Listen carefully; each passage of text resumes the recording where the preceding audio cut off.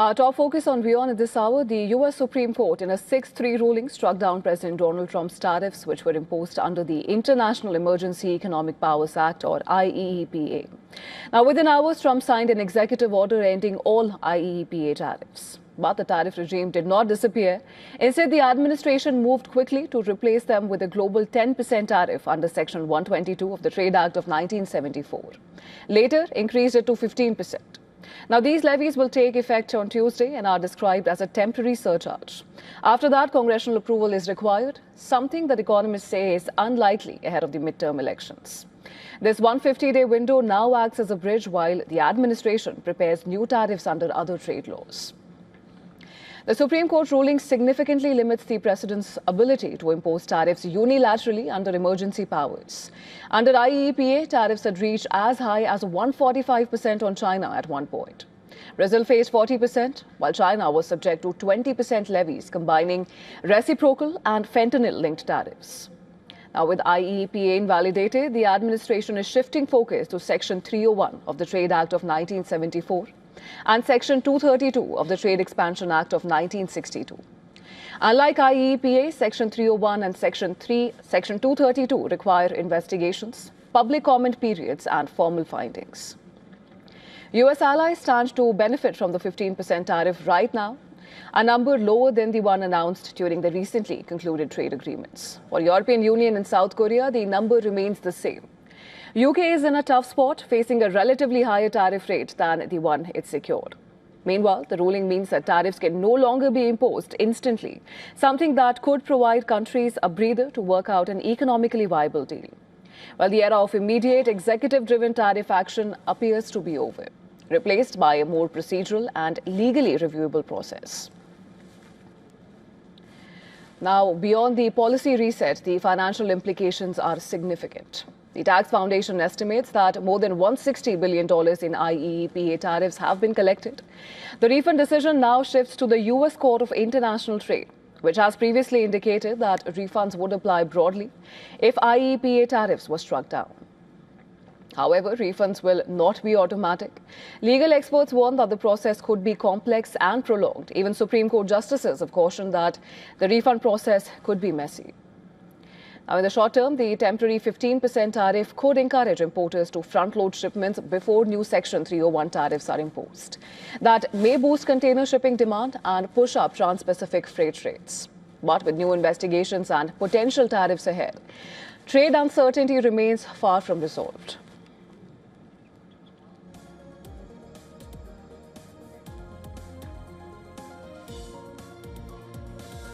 And for more on this, we're joined by Bishop Garrison. He's a former senior advisor to the Secretary of Defense and current senior fellow at National Security Institute in George Mason University Law School.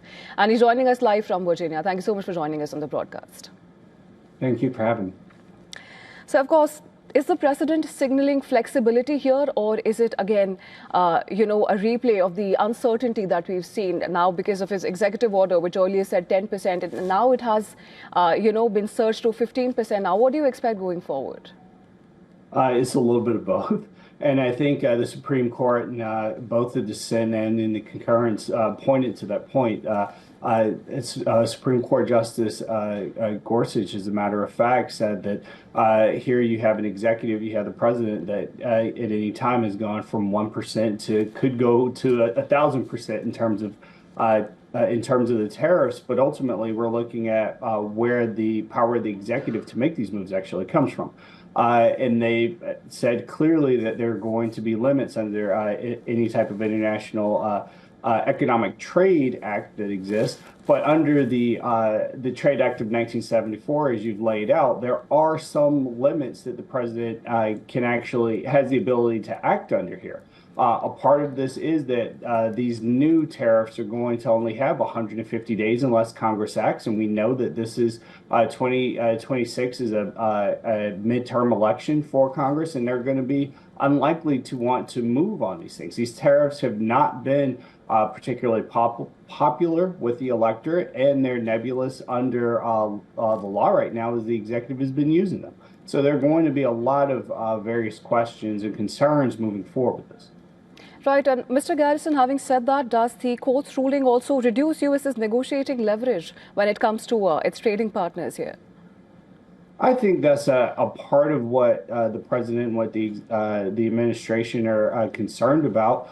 But look, ultimately tariffs are a tax on consumers.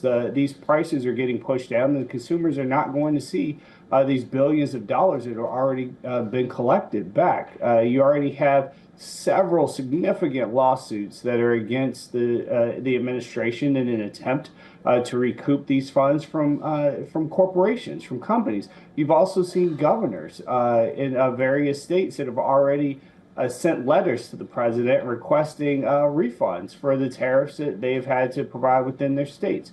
So ultimately, there's not the leverage here. There's not the political will, the popularity that I think the administration had hoped for in utilizing this and bringing other countries to the table to have proper negotiations. Right, Mr. Garrison, and of course the ruling did not, settle the refund question, which has been on a lot of people's mind, and it may now land at the U.S. Court of International Trade, from what we understand. And with officials like Scott Bessent himself saying that the refund process could be messy and prolonged, who do you think stands to benefit in the short term from this decision?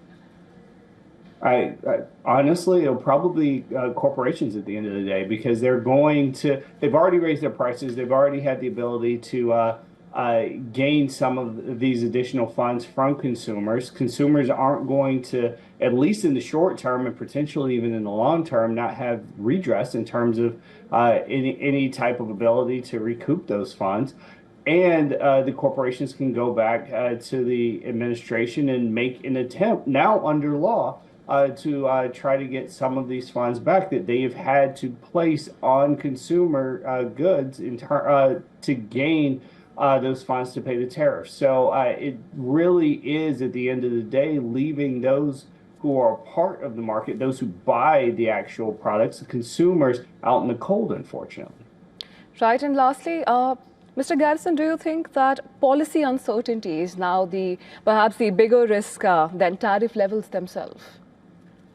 Yeah, unfortunately, that's going to play a major part in it. And as you kind of mentioned the packages we were beginning here, we still have yet to see how this is ultimately going to affect the stock markets here in the U.S. Moving forward, because this was happening over the weekend and towards the end of or the beginning of the weekend, I should say.